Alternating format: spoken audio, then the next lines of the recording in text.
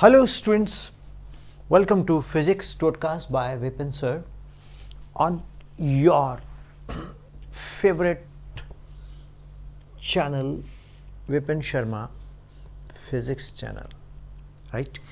Dear students, the today's Totka is what? There is a capacitor, it's connected to a battery and it sends 50 joule of energy. So what is the energy stored in the capacitor? See, energy stored by the battery, sent by the battery is 50 joule, and energy stored in capacitor is qv upon 2, and this is qv. So UC is what? UB upon 2, that is 25 joule. So remember, whatever be the energy sent to the capacitor, 50% will be retained by it. 50% will be dissipated in the form of heat. Thank you.